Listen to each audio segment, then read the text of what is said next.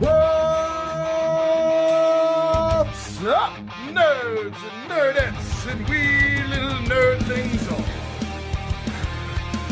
It's your buddy Big Johnny G, the Two Gun Fix-It presents Legendary Gaming.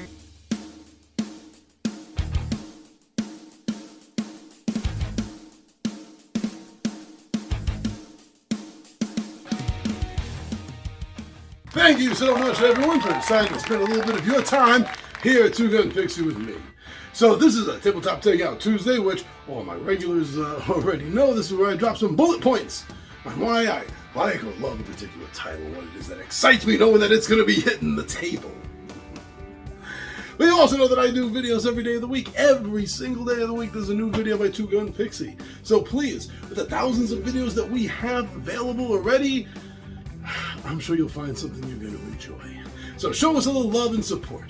Now, in the meantime, why don't we just jump right down at the table, and I really want to tell you why I've been loving Horrified American Monsters.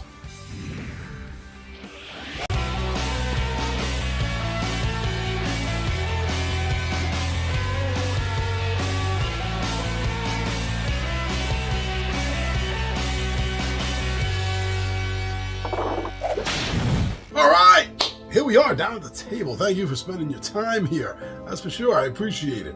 Now, if you aren't familiar with Horrified Universal Monsters, then this is a no-brainer for sure.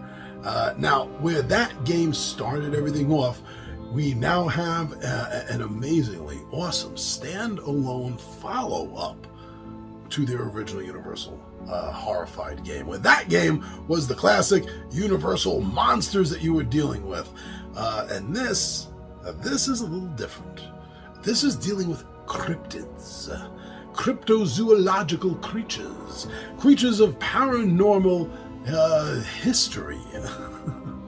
And these are the ones that are found primarily and known to be allegedly in the North American continent, the USA actually. So it does take that little bit of a twist, going from the more classic Dracula, Frankenstein, or werewolf monsters into the realm of things like Bigfoot, the Jersey Devil, Mothman, Chupacabra, among a few others. And it brings it to life in a way that the first game brought the Universal monsters to life. And I don't think you need to be a fan of the first one to dig this game. I'm not even sure if you need both of them unless you're a little bit of a completionist like I am.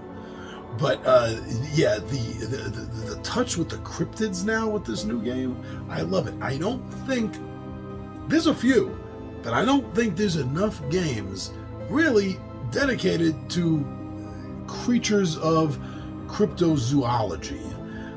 And whenever I see that there's a new game that kind of focuses on that theme, I automatically get a little interested. So if that's a theme that you're interested in, then consider that a bonus with this game. Now, the miniatures in the first game, they were good. They weren't the greatest, maybe not the best, but they were good, and they definitely depicted everything rather accurately, I would say.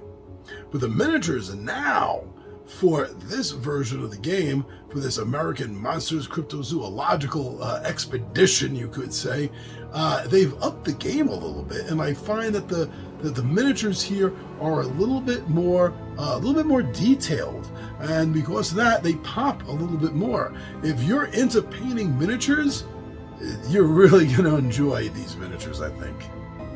Now, something that I think, and I believe a lot of people think this way, that made the first game, Universal Monsters, made that so great, is the fact that you're not dealing with just one thing to do. What you need to do is dependent on the creature, the monster that you're encountering. They're all different, and they have different needs in order to get to the point where you can attempt to dispatch them. And I like that, and I think a lot of people did. And they took that, and they kept that. They knew that that was a core part of the game. And thankfully they kept that for us. They didn't change a thing. And just like in the first game, if you enjoyed that, you got more of it right here now with this second game. Each of the monsters, the creatures, the cryptids have their own unique way that you're going to have to deal with them. And each of the characters, just like the original game, they're different, but each of the characters you get to play all have their own special abilities, which they're going to, allow them to bend a rule here. They do something a little bit different. And I really enjoy the characters. I think they're great in both games, but everything really shines just a little bit more, maybe, with the American Monsters version. Yeah, so please give us more cryptid games. Actually, give us an expansion to this. I would love to see that too, for both of them, but especially for this, because there's so many more that can be touched upon. So just to have another cryptid game out there is such a huge bonus to me, and I really just love that concept. And it's not used. It's not used enough. This is really at its heart a family-friendly game. Although you can play this solo, and it's an amazingly fun game to solo these as well. They're really made for family fun, and they shine in that category because they don't come off completely like a family game at all. So it pulls that in beautifully together. It's a perfect family game, and it doesn't feel like you're playing a family game, if you know what I mean. But go on, please don't let me completely influence you. Make up your own mind. Go get some information on your own, and especially if you're a fan of the first one, I think you're going to be very interested in this one. So go check out Horrified American Monsters.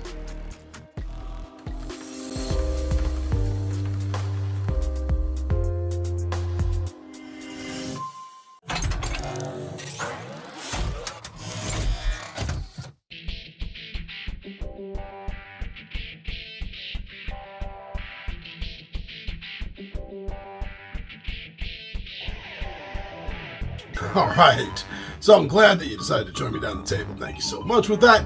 Now, if you are familiar, and I really hope you are, if you're familiar with if